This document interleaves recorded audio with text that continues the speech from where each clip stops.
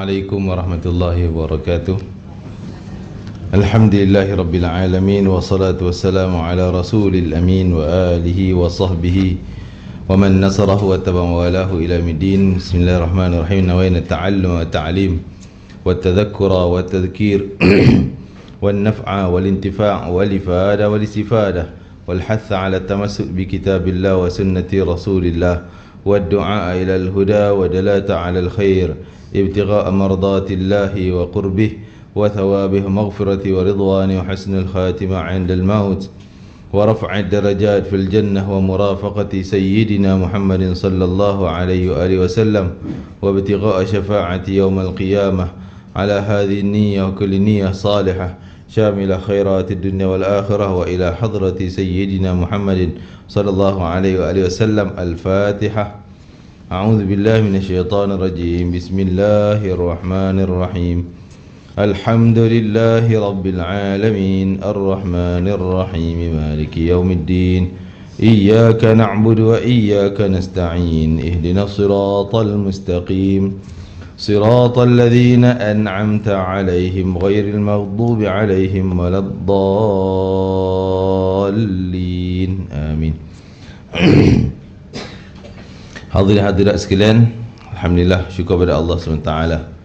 Kita sambung lagi pengajian daripada kitab Mendidik Hati Mendekati Ilahi Al-Imam Ghazali rahimahullah ta'ala. Mudah-mudahan Allah ta'ala tingkatkan darajat beliau dalam syurga Firdausil A'la bersama para Nabi Siddiqin, Syuhada dan As-Salihin. Dan kita juga mengharapkan syafaatnya para ulama, para awliya dan khusus syafaat baginda Rasulullah SAW di hari kiamat nanti. Amin ya rabbal alamin. Kita masih dalam tajuk zalim, larangan bab 1, larangan melakukan kezaliman. Muka surat 263.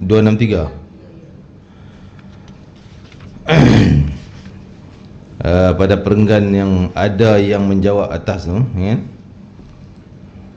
Punca dari mana kita tengok daripada hadis sebelum lah. Muka surat 262 penghujung bawah sekali, Abdullah bin Salam berkata tu. Mungkin ada kaitan di situ. Abdullah bin Salam berkata, ketika Allah menciptakan makhluk, mereka berdiri di atas kaki sementara kepala mereka ditengadahkan ke langit. Mereka berkata, Tuhanku, bersama siapakah engkau? Allah menjawab, bersama orang yang teranaya hingga dikembalikan kepadanya haknya itu, orang yang dizalimi. Wahab bin Munabbih rahimahullahu ta'ala, seorang tabi'in, dia berkata, seorang pembesar membina istana, lalu datang seorang nenek tua yang miskin dan membina pondok kecil sebagai tempat tinggalnya di sebelah istana itu. Pada satu hari, pembesar itu menunggang kuda dan mengelilingi istananya. Dia pun melihat ada sebuah pondok kecil yang di sebelahnya. Dia bertanya, pondok kecil ini milik siapa? Ada yang menjawab bahawa pondok kecil ini tempat tinggal seorang nenek tua. Dia merintah para pengawalnya untuk menghancurkan pondok tu. Lalu nenek tua itu datang dan melihat pondok kecilnya telah hancur. Nenek itu bertanya, siapakah yang telah menghancurkannya?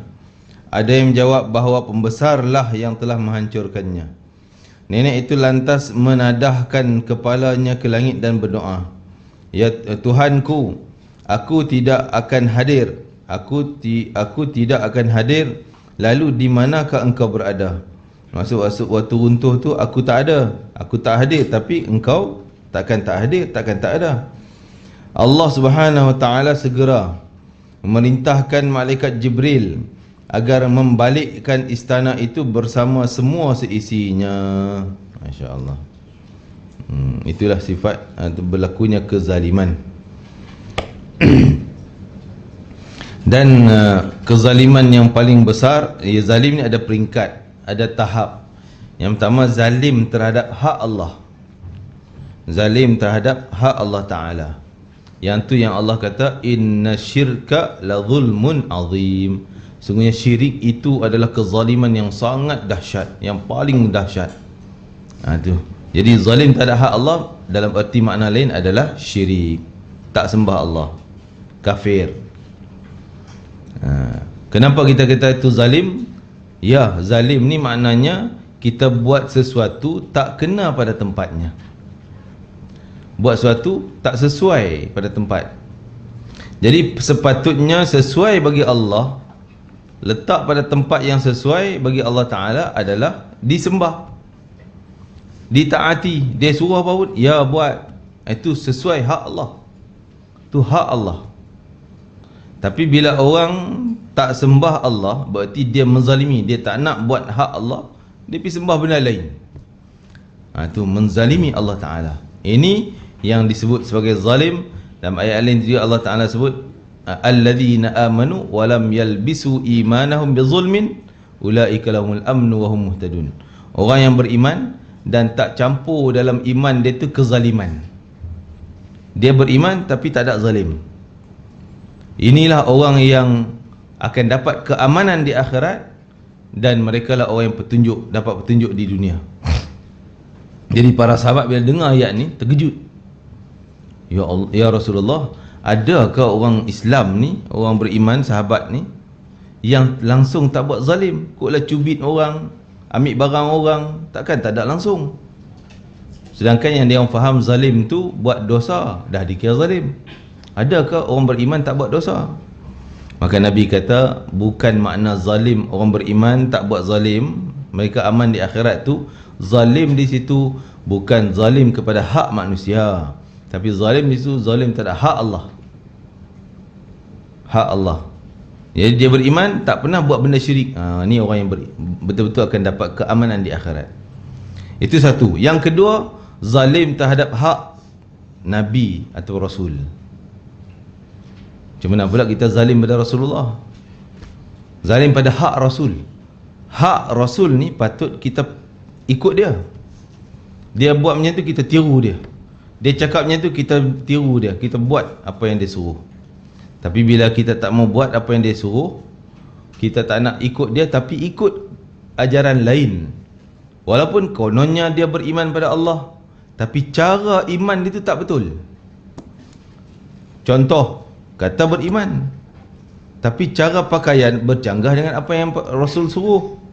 Kata beriman, tapi cara muamalah tak ikut apa yang Rasulullah suruh.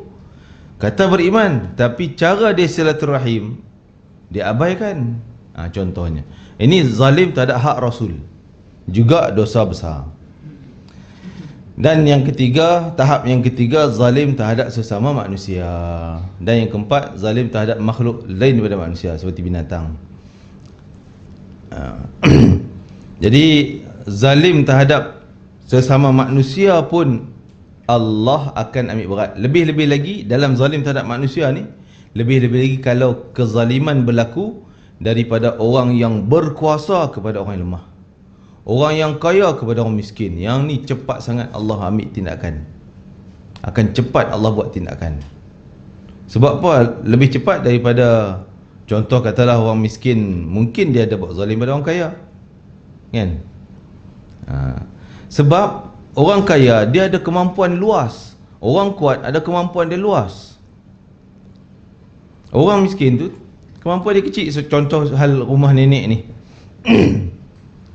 apalah, memang nak ikut hak si nenek ni menzalimi orang kaya tadi, sebab dia tumpang kan, dia pergi gantung bumbung rumah dia contohnya daripada tiang istana. Memanglah salah lah, dia sudut undang-undang yang betul atau kata, memang dia salah, berhak diroboh.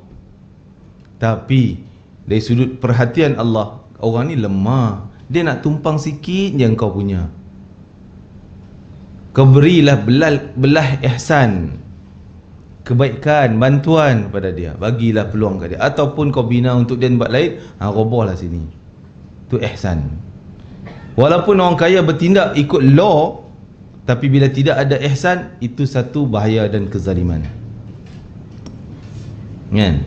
Memang ikut undang nenek ni salah, tapi kalau dia bertindak cara macam tu, roboh, biar dia duduk rumah tak ada rumah, Memang atas kertas undang-undangnya betul, tapi hak ihsan tu tak ada. Maka Allah juga takkan beri ihsan pada dia. Sebab apa? Kita hidup atas dasar ihsan Allah. Semua kita ni, tuan-tuan dapat dapat kehidupan, harta, rumah, kenderaan, semua ihsan Allah. Walaupun kita nampak itu saya kerja, saya belajar dapat CJ, saya bekerja sekian, gaji besar, ini dapat, ini dapat, ini dapat. Siapa yang bagi kita cerdik dulu? Allah juga. Punca modal yang Allah bagi itulah kita cerdik, kita pintar, kita boleh kerja, kita bagus, dapat pendapatan. Punca yang Allah bagi. Siapa bagi sihat? Allah. Kalau kita terbaring daripada dulu, lumpuh contohnya, Allah tak nak bagi kita sihat, dapat kaya? Tak dapat. Jadi jangan nampak benda tu hanya kita punya. Ini semua Allah bagi. Pemberian Allah Ta'ala belaka. Jadi Allah pun bagi sebab ihsan. Kesian kat kita. Rahmat dia luas, dia bagi. Takkan kita yang dah dapat tak nak guna rahmat kepada orang yang lemah. Gunalah ihsan kita pada orang yang lemah. Gunalah kita punya ihsannya kepada orang lemah. Innallaha, dalam hadis lain Nabi sebut, innallaha katabal ihsan ala kulli syai. Allah ni telah mewajibkan ihsan, dahulukan ihsan, wajib dalam semua benda, dalam semua urusan.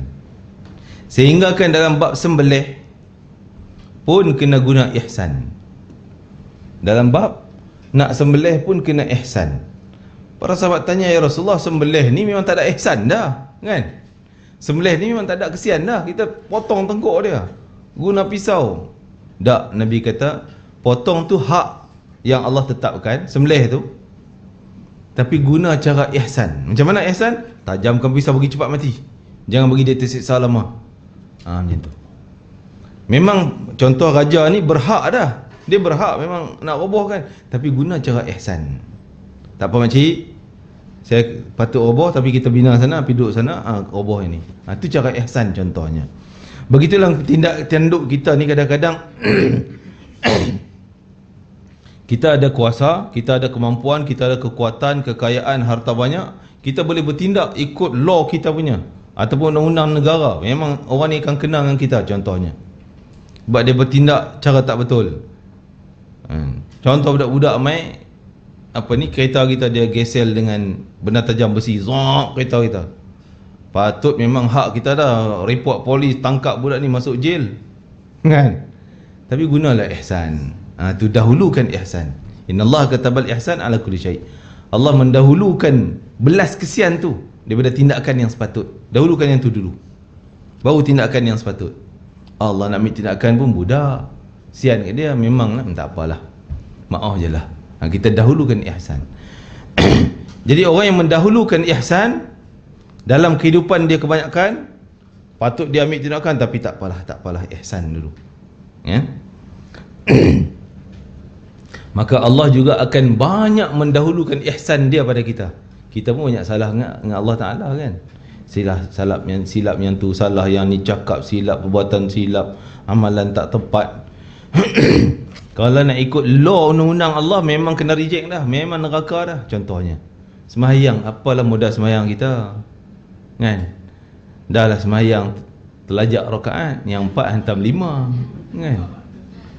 Waktu pula ujung-ujung tengah sembahyang pula bunyi handphone, alamak, dia call dah pula. Tengah sembahyang ni duk fikir, alah cik abang ni call pula, duk cakap dalam tu. Tapi kita sepatutnya sembahyang kita tak ada lain, kita dengan Allah je. Bunyilah bom meletup pun kita dengan Allah. Tu sepatutnya. Seperti Sayyidina Ali. Sayyidina Ali bila terpacak anak panah kat kaki, orang nak cabut, dia kata, nanti aku nak sembahyang. Tengah sembahyang kau cabut. Dia sembahyang, mula-mula baca Fatihah tu orang cabut cap, tak sedar sakitnya. Itu kita tak mampulah. Ini cerita je, saya yang bercakap pun tak boleh yang buat, kan? Tapi nak sebutnya memang kualiti kita tu, kalau nak ikut SOP Allah lah, kan, memang tak lulus, reject. Seolah kita tak sembahyang langsung, seolah kita tak buat tu, tak buat ni. Tapi Allah mendahulukan ihsan, Allah mendahulukan rahmat. Tak apalah kesian, rahmat, kesian, belah kesian Allah terima. Seperti mana seorang tua bila dipukul oleh budak kecil, datang dia pukul kita, dia naik basikal langgar kaki kita, sakit kan? Nak ikut memang kena dah, tapi kita dahulukan ihsan kan. Alah budak, tak jadi nak ambil tindakan pada dia, tak apalah, kita menanggung sakitnya. Allah lebih beribu kali ganda sikap rahmatnya kepada hamba, lebih pada tu. Seperti Rasulullah buat contoh. Jadi sifat ihsan ni lah menenggelamkan zalim tadi ni kan. Macam istana, kisah istana ni, kita ambil contoh kisah istana. Sepatutnya raja tu tak dikira zalim, tapi kerana dia hilangkan ihsan dia, tindakan yang betul tu dikira zalim. Sebab dia ada kekuatan, dia ada kemampuan.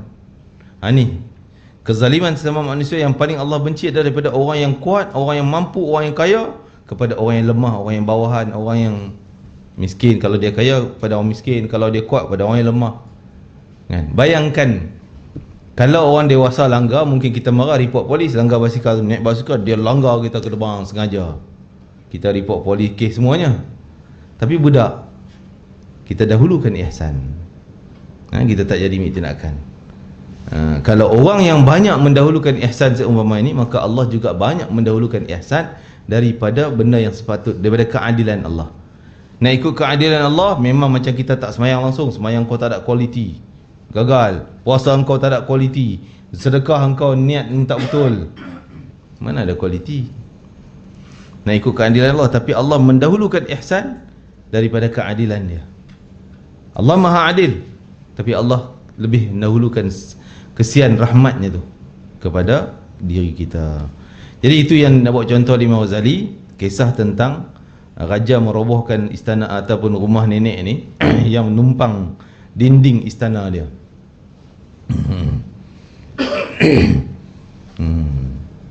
Jadi tengok bagaimana Allah terus, bila dia hilangkan ihsan, dahulukan kekuatan dia, maka Allah juga tunjuk kekuatan dia, terbalikkan terus istana dia, tenggelam terus kan.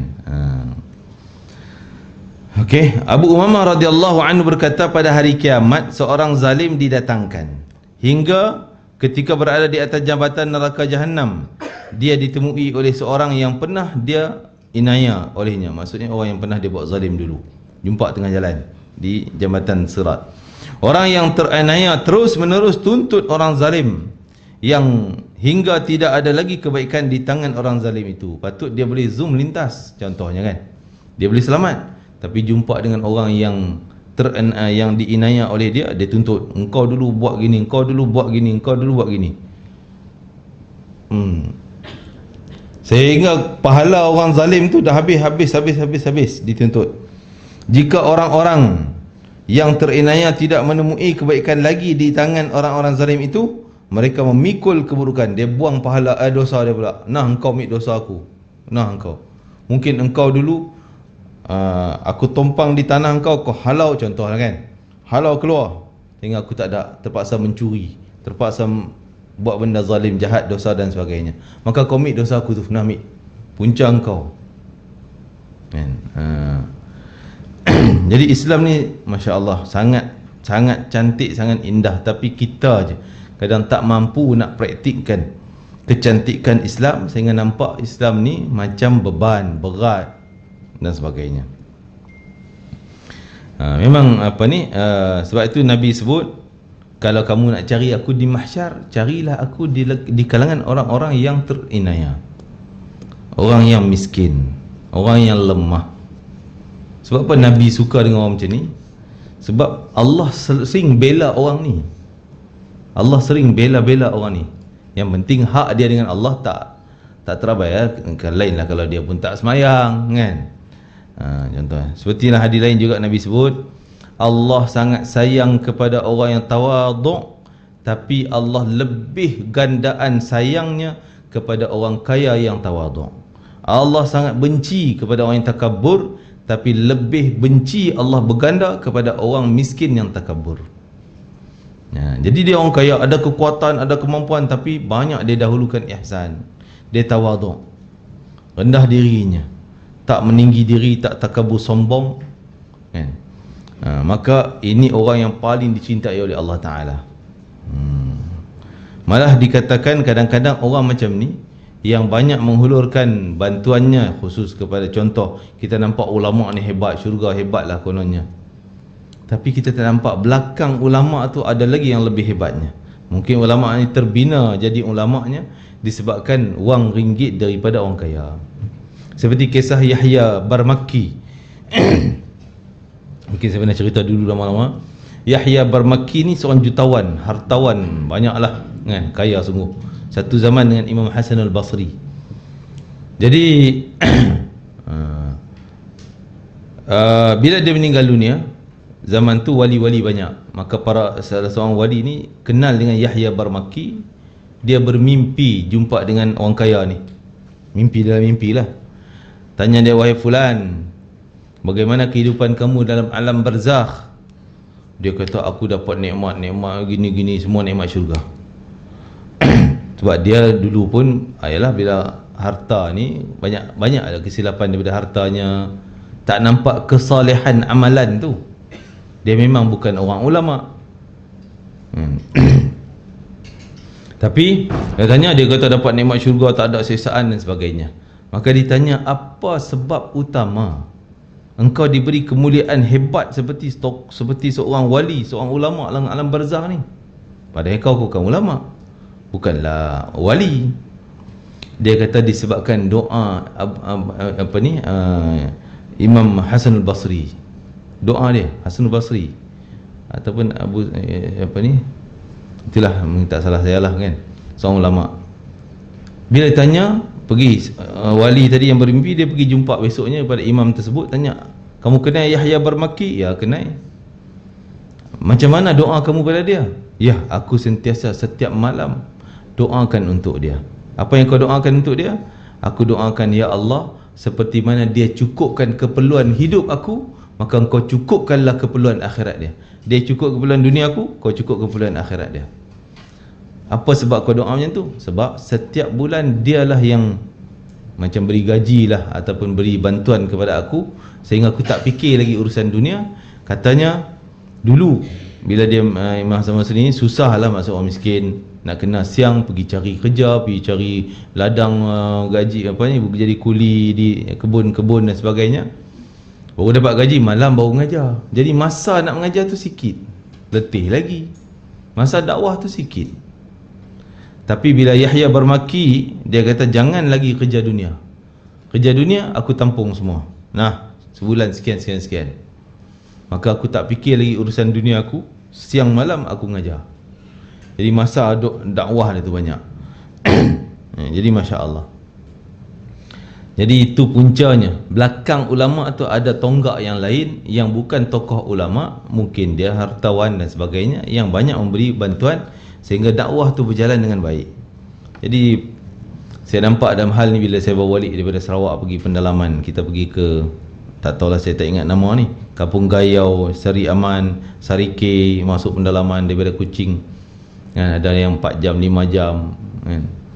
Tapi yang mencabar tu bila masuk Kampung Gayau tu, dah lah jalan dia daripada jalan Tar Pen Borneo tu kan, highway tu yang tengah buat ni, nak masuk pendalaman semua batu dekat 4-5 km kot. Begitulah kita berzikir lah. Duk berzikir. Allahu Akbar, la ilaha illallah. Lepas desak break batu terguling-guling ini. Allahu Akbar. Sampai tengah-tengah jalan pula terputus jalan sebab banjir kan, hujan, baru hujan jadi banjir. Jadi tanya dia orang, air ni dari mana? Sebab ada ladang kelapa sawit semua kan. Dia kata ada sungai sebelah tu. Jadi sungai tu melimpah. Dia kata ada uncle tak? Dia sebut uncle. Dia orang kata uncle, kita pun uncle. Uncle ada uncle. Oh, uncle ada sana. Alamak, nak turun tak turun kita kan. Sebab takut. Tapi ada kawan dia tu, Masya Allah, Ustaz Nasruddin ni, dia orang yang, dia memang asal orang Sarawak lah, tapi dia sangat mahir dengan kehidupan yang susah macam ni. Dia dah prepare bot pam angin tu kan. Jadi kita yang manja-manja ni kan, semua naik bot lah. Dia redah ya.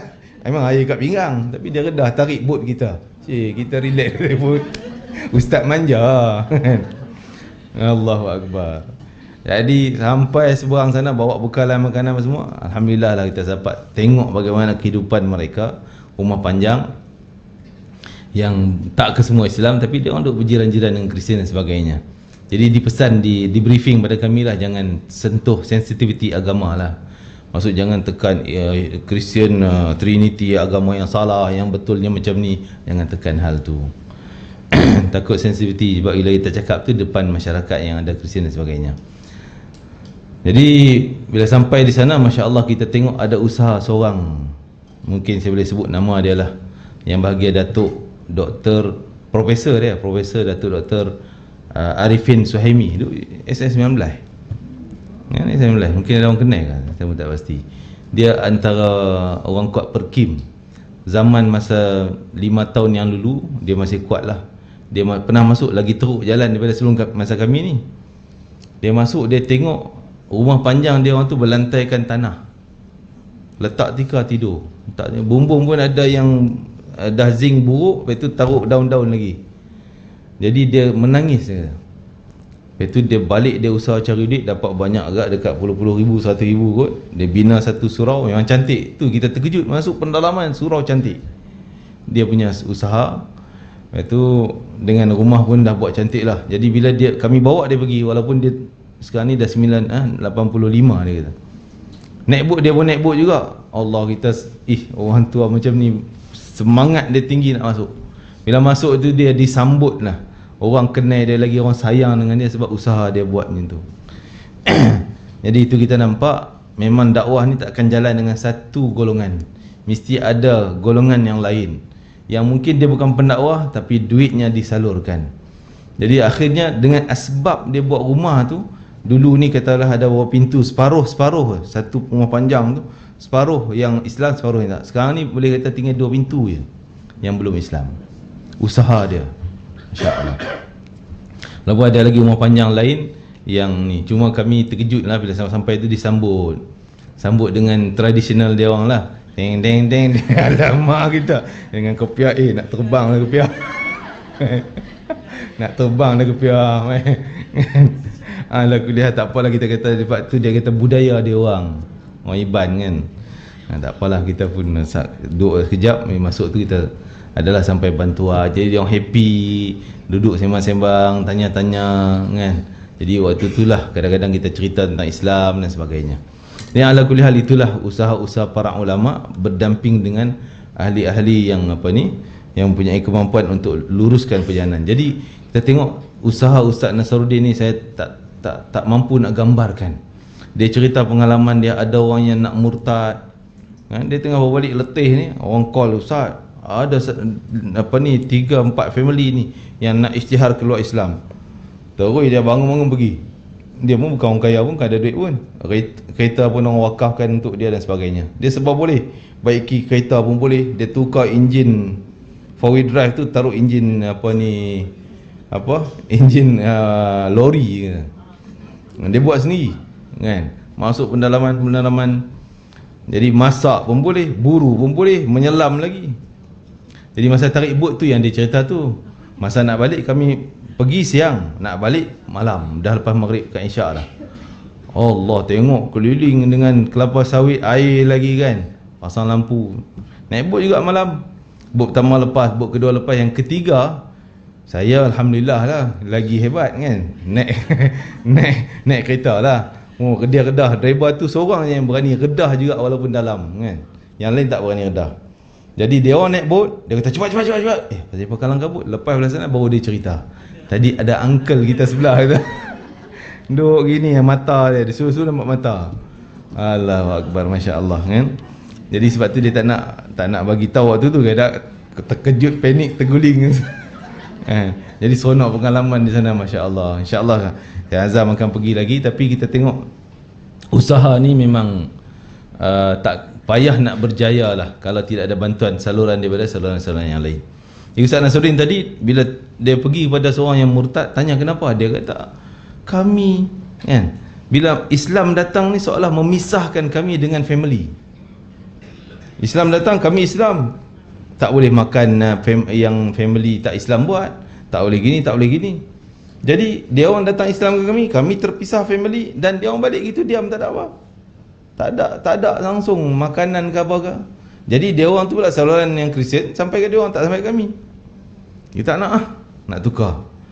Baik-baik kata, apa yang kau nak sekarang? Kami dah tak ada makanan ni, tak ada beras, tak ada ni. Okey, tak apa.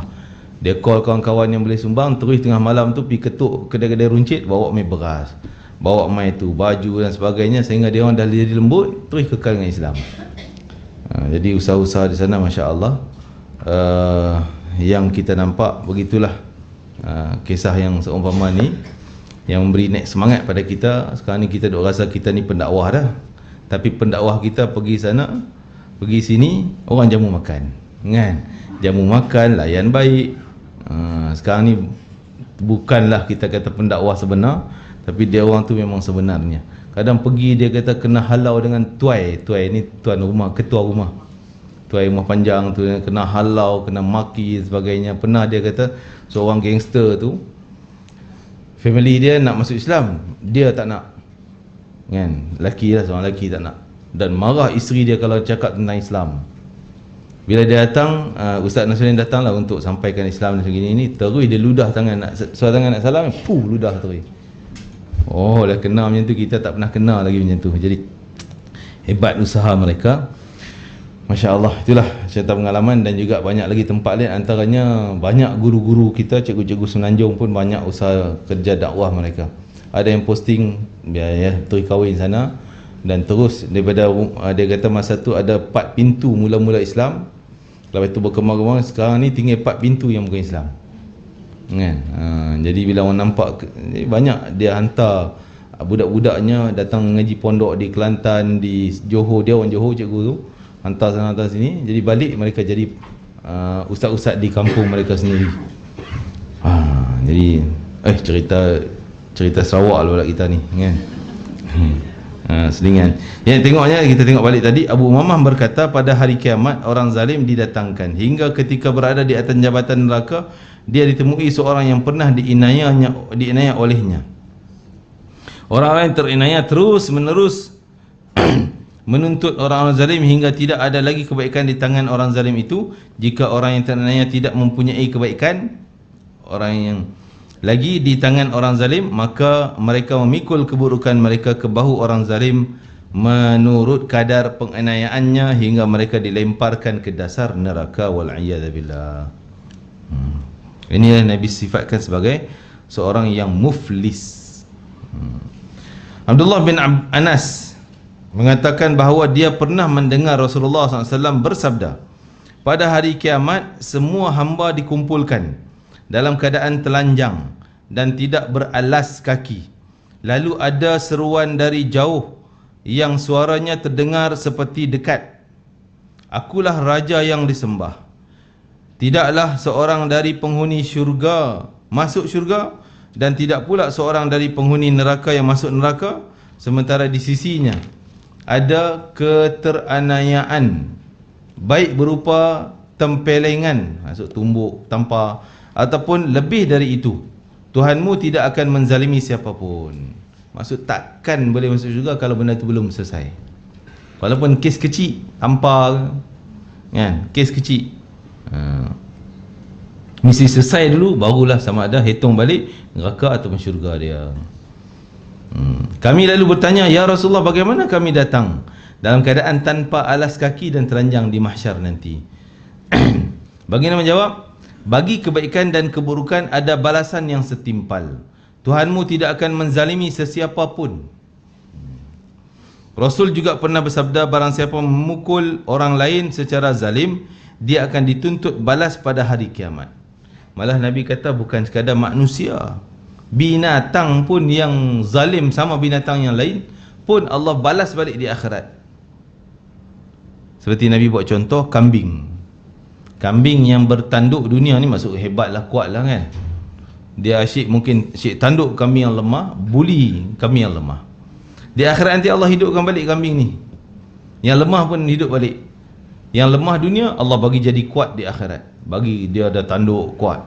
Yang kuat di dunia jadi lemah. Allah suruh balas balik. Dulu kau kena berapa kali? 5 kali. Tanduk balik 5 kali. Balas balik. Tapi dia tidak ada syurga neraka lah. Cuma dia dibalas semula. Dapat balasan sama mereka. Akhirnya mati jadi tanah gitu je binatang. Itu binatang pun Allah suruh balas balik. Apatah kita manusia, takkan Allah nak biarkan gitu.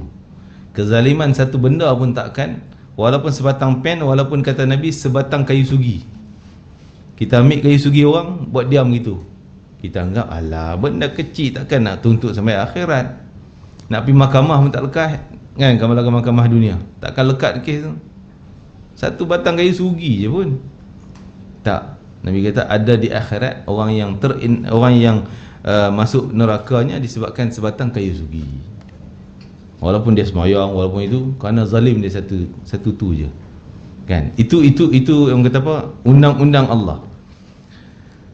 Tapi kita kalau kita ambil, elok kita minta maaf ataupun pulangkan. Tapi kalau kita diambil itu barang kita, diambil. Janganlah kita berkeras, aku tuntut sampai akhirat ni, jaga engkau masuk neraka engkau. Alah batang pen sebatang je pun. Kan? Jadi kalau kita mudahkan, tadi kembali pada awal, dahulukan ihsan kita. Nak ikut law memang kita boleh tuntut sampai akhirat ni, sampai dia masuk neraka punya. Tapi tak, kita dahulu tak apalah, maafkan dia. Kesiankan dia. Alah benda kecil kita sedekah je lah. Kita maafkan, kita sedekahkan. Di akhirat pun mungkin benda kecil-kecil macam tu, Allah kata tak apalah, aku maafkan. Aku sedekah je lah. Kan? Begitu. Kita nak yang terbaik daripada Allah, kita kena beri yang terbaik daripada kita. Kan? Kalau kita kedekut dengan benda yang baik, maka Allah juga kedekut dengan benda yang baik. Al-jaza'u min jinsil amal. Kaedah menyebut balasan Allah bergantung jenis apa yang kita buat. Kalau jenis kita zalim, Allah balas macam zalim juga. Kalau jenis kedekut, Allah balas macam kedekut juga. Hal jazaa'ul ihsan illa al-ihsan. Kebaikan pun sama, Allah akan balas sejenis dengan kebaikan apa yang kita buat. Begitu juga kejahatan. Baginda menjawab tadi, Rasulullah juga bersabda, barang siapa mukul orang lain secara zalim, dia akan dituntut balas pada hari kiamat. Dikisahkan Raja Kisra mengambil seorang guru untuk mengajar dan mendidik anaknya. Kisra ni Parsi kan, Raja Parsi. Dia bukan nama dia Kisra ni macam kita jawatan lah. Kalau Malaysia panggil Sultan ke, Agung ke, kan? Kalau negara lain mungkin panggil nama tu kan? Macam Fir'aun bukan nama dia Fir'aun. Fir'aun ni jawatan kan? Jadi ada Fir'aun yang namanya Ramses 2, 3 dan sebagainya. Itu Raja Kisra ni ada ramai lah. Salah seorang Raja Kisra tu mengambil guru untuk mengajar dan mendidik anaknya. Setelah anak itu baligh dan memperolehi banyak ilmu, pada satu hari guru itu memukul anak tersebut dengan pukulan yang sangat kuat tanpa kesalahan dan sebab apapun. Anak itu tentu saja menyimpan perasaan dendam terhadap gurunya sehingga dia dewasa. Ketika dia dilantik menjadi raja sepeninggalan ayahnya, anak ni anak raja lah. Ketika dilantik menjadi raja pula sepeninggalan ayahnya, lalu dia memanggil gurunya dan bertanya, mengapakah dulu anda memukul saya dengan pukulan yang kuat tanpa kesalahan dan sebab apapun?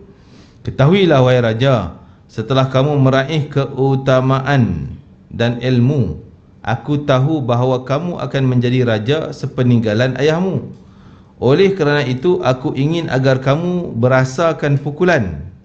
Itu tujuan dia. Sehingga di hari kemudian hari kamu tidak menzalimi siapapun. Jawab gurunya. Kalau begitu semoga Allah membalas anda dengan yang lebih baik. Gitu alasannya. Jadi pukul budak kecil ini bagi dia rasa sakit kena pukul. Supaya dia besar nanti dia tak mau buat kat orang dah. Kan? Iaitu niat si gurunya untuk mendidik demikian. Lalu raja mempersilakan gurunya kembali. Itulah satu benda kezaliman ni, benda yang sangat kekal dan akan dan Nabi kata tidak ada balasan yang disegerakan ke dunia ini kecuali derhaka ibu dan kezaliman. Derhaka ibu dan kezaliman. Benda ni azabnya Allah akan segerakan kat dunia. Akhirat memang kena lagi lah kan? Tapi dunia pun dah kena. Yang lain-lain mungkin Allah tak kenakan ke dunia dia selamat, dia okey je, dia curi barang orang ataupun dia melakukan dosa yang lain, nampak hidup dia okey je, tak ada apa pun, tapi di akhirat kena. Cuma dua benda ni, kezaliman dan derhaka ibu bapa, yang ni Allah segerakan. Ke dunia akan kena. Tak kena hari ni, besok ataupun bulan depan atau tahun depan, atau yang paling teruk dia akan kena saat kematian. Itu pasti. Wal'iyadzubillah, mudah-mudahan Allah hindarkan kita daripada segala perbuatan zalim yang kadang-kadang kita tak sedar itu kezaliman. Mana tahu zaman kita sekolah dulu kan, dengan member-member, kawan-kawan kan, jadi kita tanpa kehidupan kita waktu tu mungkin belum ada ilmu yang mantap seumpama ni, kita ikut hawa nafsu kita dan sebagainya. Waktu tu macam mana? Okey, bab zalim mesti selesai dunia dulu, baru selamat akhirat. Bab zalim sebelum mati mesti diselesaikan, minta maafnya, pulangkan haknya dan sebagainya, baru selesai di akhirat. Habis tu mungkin member kita tu dah ke mana dah, cari tak jumpa dah meninggal dah kan. Jadi mungkin kita pernah pinjam duit dia tak bayar, pernah ambil pen dia tak bagi balik. Jadi benda macam tu macam mana kita nak selesaikan? Cara penyelesaiannya mudah-mudahan Allah Ta'ala selamatkan kita, iaitu dengan kita buat kebajikan. Kalau kita dah tahu dia meninggal, kita buat kebajikan untuk dia. Sedekah masjid, ya Allah sampaikanlah pahala sedekahku ni untuk si fulan kawanku. Kalau kita ingat nama dia. Mungkin tak ingat, mungkin kita pun tak tahu apa salah kita, tak ingat dah. Maka kita ingat, ya Allah aku sedekahkan pahala ni kepada orang yang berhak menuntut pahala dariku di akhirat kan? Dia berhak tuntut pahala kita ni, kita bagi bayar siap sedekah kita ni pengajian ni pahala. Kita niat sedekah, ya Allah sampaikanlah pahala ibadah aku melalui pengajian ini kepada arwah-arwah dan mereka yang berhak menuntut pahala dariku nanti. Bayar siap kan? Nanti dia tak tuntut dah, mudah-mudahan. Dan kita doakan mereka dengan keampunan. Itu sistem kita hadiahkan pahala dan tak menjadi kesalahan. Memang jadi pertikaian. Kalau tanya ustaz-ustaz lain, mungkin dia muyulnya, cenderungnya kepada fahaman-fahaman yang tak pahala orang hidup tak sampai pada mati. Dia akan kata tak boleh. Mana boleh tahlil, mana boleh baca Quran hadiah pahala ke orang lain, mana boleh sedekah hadiah pahala pada orang lain. Tak apa, tu fahaman dia. Kita berpahaman masih ada ruang untuk kita sedekahkan pahala melalui amal ibadah yang ada pada kita. Dan bukanlah satu kerugian bagi kita. Kita ada 1 juta pahala, contoh kita sedekah 100,000, 1 juta juga pahala pada orang lain, lagi kita dapat 2 juta. Kita ada 1 juta, sedekah 1 juta, kita dapat 2 juta, bukan hilang 1 juta tu. Itu sistem dalam Islam kita. Jadi itu keyakinan kita ahli sunnah wal jamaah. Kita yakin boleh sedekahkan seperti kita buat tahlil, sedekah pahala tu, baca Quran kepada arwah-arwah dan sebagainya. Rugi kalau kita tak niat demikian. Maka peluang-peluang yang seumpama tu boleh menyelamatkan. Mungkin kita terlibat dengan kezaliman, mungkin kita terlibat dengan hak orang lain dan sebagainya. Ini penyelesaiannya, mudah-mudahan. Tapi kalau kita tahu orang tu ada lagi, kita dulu pernah lah pinjam dia atau pernah lah ambil barang dia tak bagi balik, orang tu hidup lagi, hidup kampung ni, kita kena pergi, kena selesaikan dulu. Kalau dia tak ada, kita tahu dia dah meninggal tapi anak dia ada, selesaikan dengan anak dia bagi je lah kan? Kalau boleh kita bagi, contohnya mungkin kita pinjam dulu adalah RM100 dan ni kawan kita dah meninggal, tinggal anak dia, kita kenal anaknya, kita bagi je RM100 tu kan, nak pulangkan balik kan? Tak perlu nak cerita dulu pinjam masa pakcik susah macam pakcik ni gini, tak payah nak cerita detail dah. Bagi sedekah itu cukup. Niat kita nak pulangkan balik hak arwah ni. Begitulah keadaannya. Dan kita akan masuk dalam tajuk baru. Sikit masa lagi. Yalah, sentuhlah sikit. Tajuk zina yang ke-42 dan muka surat 265. Allah letakkan dulu ayat-ayat Al-Quran, walladzina hum li furujihim hafizun, orang-orang yang melihara kemaluannya, maksudnya melihara diri daripada perbuatan keji, yakni zina, dan daripada apa yang tidak halal bagi mereka. dan yang seangkatan dengannya lah.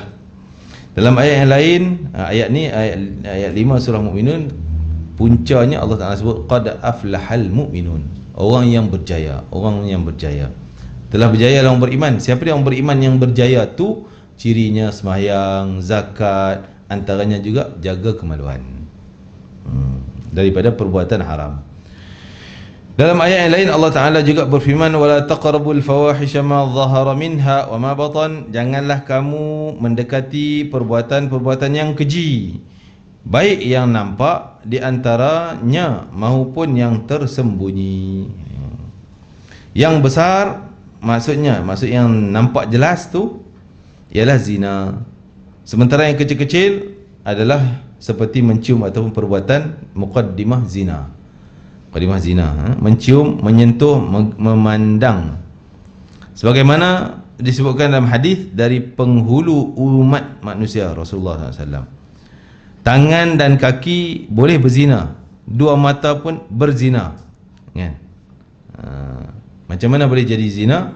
Dikira tengok kita pada aurat orang tu dikira berzina kalau ujungnya jadi zina sungguh, maksud zina kemaluan-kemaluan. Maka yang tengok tadi dikira dosa zina dah, pegang tadi dikira dosa zina dah. Tu pun yang lain yang membawa pada nafsu semakin meningkat sampai berlaku benda tu, semua tu dikira zina. Kalaulah tengok je, pegang je tapi tak jadi zina, maka itu masih dikira dosa kecil yang boleh dia minta ampun jugalah, kena wajib juga minta ampun. Tak dikira dosa zina lagi. Faham? Jadi kalau akhirnya berlaku zina sungguh, yang awal-awal tadi tengok, pegang, janji, cium semua tu, dikira zina belaka tu. Sebab itu membawa kepada perbuatan yang berzina sungguh. Allah berfirman, qul lil mu'minina yaghuddu min absarihim wa yahfadhu furujahum dzalika azka lahum. Katakanlah kepada kaum mukmin lelaki, hendaklah mereka menahan pandangan, menghalang daripada pandangan maksiat dosa, dan melihara kemaluan mereka. Yang demikian itu adalah lebih suci bagi mereka. Allah SWT merintahkan kepada lelaki dan perempuan. Sebenarnya ayat ni juga pada perempuan. Ada ayat ni tuju pada orang lelaki, seumpama ni juga ayat yang lain dalam surah ni juga tuju pada orang perempuan pula. So tundukkan pandangan, jaga kemaluan. Allah berfirman tadi, memerintah pada lelaki dan perempuan agar menahan pandangan dari sesuatu yang haram dan melihara kemaluan juga dari sesuatu yang haram. Allah telah mengharamkan perzinaan dalam banyak ayat. Firman-Nya, "Wa may yaf'al dzalika yalqa athama", cerita tentang, sebelum tu cerita tentang jangan berzina dan sebagainya. Barang siapa yang melakukan demikian, zina, nescaya dia mendapat pembalasan dosa-dosanya. Wallahu alam sekadar tu. Jadi tuan-tuan para hadirin saya ambil kesempatan ni sikit untuk yang pertama, insya-Allah kalau jadi, sebab hari ni keputusan terakhir, dia syarikat, saya akan bawa jemaah pergi ke Palestin, ke Baitul Maqdis. Jadi kok ada siapa yang nak menyumbang ke Masjidil Aqsa seperti selalu saya buat, bolehlah kita buat kutipan sikit kot, untuk siapa yang nak bagilah terpulang. Yang kita akan pergi ke Masjidil Aqsa, antaranya sumbangan tu saya akan masuk dalam tabung masjid. Yang pernah ikutkan saya, dia tahulah kita masuk dalam tabung masjid. Dan juga antaranya kita pergi kepada orang-orang yang miskin di sana, yang memang sangat memerlukan. Kita tahulah keadaan sana, terutama antara kita pergi hospital kanser. Hospital kanser yang trip yang lepas tu saya pergi, kebanyakan yang kena kanser tu adalah orang Gaza, tempat perang kan, sebab dia kesan radioaktif bom-bom tu. Jadi kebanyakan yang terkesan kanak-kanak 3 tahun, 4 tahun, 5 tahun kan. Dan dia orang ni dibenarkan oleh Israel untuk bawa keluar daripada Gaza, datang ke hospital tu. Tapi pesakit saja boleh keluar, pengiring tak boleh, mak bapak tak boleh. Kalau mak bapak juga sakit kanser juga, mungkin dibenarkan. Tapi kebanyakannya budak-budak tu bersendirian, mak bapak duduk sana, datang sini. Jadi orang Gaza, orang Palestin sini lah, West Bank ni, yang jadi mak angkat dia orang. Dan dia orang pun miskin, nak jaga budak-budak ni lagi, nak beli pampers, susu dan sebagainya, memang beban. Jadi bila kita datang tu, kita hulu-hulu sikit tu, alhamdulillah, syukur, seronok dia orang. kan, budak ni dan sebagainya, meringankan bebanan kepada family dia orang. Dan itulah, dan kita masuk hospital tu pula kena jadi macam penyamun, masuk jadi macam mencuri. Dia benarkan 4 orang 5 orang je masuk, dan jangan sembang banyak-banyak, terus salam bagi duit, jangan tanya apa khabar, nak sakit macam mana, dari mana, tak boleh. Sebab kamera duk ada, dia kata kau buat lambat-lambatnya tu, sekarang dia orang datang cekuk engkau, kali engkau kena tangkap, kan? Jadi kena macam penyamun, bagi jalan zup, masuk bilik-bilik dia orang, bagi selesai naik pas jalan. Jadi begitulah kita tak boleh nak war-war dalam Facebook. Benda ni Facebook dia yang jaga, Israel, kan? Jadi kita tak nak. Jadi kalau sebar-sebar dalam Facebook, sumbangan, tu yang jadi macam Ustaz Muhammad Amin, dah dia kena bank, tak boleh masuk dah. Sebab dia tak boleh war-warkan macam tu. Jadi sekadar-kadar cakap-cakap macam ni je, kan? Cuma hari ni keputusan terakhir saya sebut tadi, sebab kawan saya tu Haji Nazri, dia akan pergi ke Royal Jordan. Sebab Royal Jordan dah batalkan penerbangan kami, batal masa balik. Dia kata pergi ni terakhir, pergi ni sebab KL, Bangkok dan sampai Amman, Jordan. Dia kata di Bangkok tu pun banyak yang dia sekat tak pergi naik, orang Bangkok, sebab virus, kan? Tapi mahala balik dia kata dah batal, tak ada penerbangan. Sekarang dia divert penerbangan kami daripada Amman tu pergi ke Oman, Muscat kot, tak salah saya, ataupun Abu Dhabi. Lepas tu naik ke penerbangan lain, dia belikan tiket untuk kami. Jadi keadaan tak menentu ni, boleh masuk tak boleh masuk. Dan ada rombongan saya seorang Singaporean, dia tak boleh pergi sebab dah dia halang, orang Singapura tak boleh masuk. Jadi kita pun kes kita meningkat hari ni 100. Ada dekat 100 dah. Kita takut sehari 2 lagi, kena saat akhir dia potong, tak boleh masuk. Serah pada Allah lah, kan, ketentuan Allah Ta'ala. Jadi kalau tuan-tuan yang ada sumbangan untuk ke Masjidil Aqsa dan juga sumbangan kepada orang sana, jadi saya akan bawa lah duit sumbangan tuan-tuan, kita akan panjang-panjangkan di sana. Dan katalah tak jadi pergi, saya masuk balik tabung muslimat lah kot sini, kan? InsyaAllah. Jadi itu sajalah, Wallahualam. Dan terima kasih pada yang prihatin, dan mudah-mudahan doakan selamat perjalanan kami pergi dan balik, insya-Allah. Amin ya rabbal alamin. Rabbana taqabbal minna innaka antas samiul alim wa tub alaina innaka antat tawwabur rahim wa akhtimna bil husna wa anta radin 'anna fi khairin wa lutfina 'afiyatin bi rahmatika ya arhamar rahimin. Rabbana amanna bima anzalta wattaba'na ar-rasula faktubna ma'asy syahidin. Anzilir rahmata wal barakata wan ni'mata wan nusrata 'alaina wa 'ala ummati sayyidina Muhammadin sallallahu alaihi wa alihi wasallam ya aziz ya ghaffar ya arhamar rahimin. Rabbana atina fid dunya hasanah fil akhirati hasanah wa qina adzabannar. اللهم يا قاضي الحاجات اقض حوائجنا وتقبل منا نياتنا يا أرحم الراحمين يا أول الأولين يا آخر الآخرين يا ذا القوة المتين يا راحم المساكين يا أرحم الراحمين أنجز لنا رحمة من عندك نسعد بها في الدنيا والآخرة وتقضي لنا كل حاجة فيهما وللمسلمين أجمعين يا رب العالمين. اللهم اصرف عنا وارفع عنا الغلاء والوباء والهم والفتن والكرب العظيم ومن كل مصيبة يا أرحم الراحمين. وصلى الله على سيدنا محمد وعلى آله وصحبه وسلم والحمد لله رب العالمين. تقبل الله منكم إنكم تقبل يا كريم. السلام عليكم ورحمة الله وبركاته.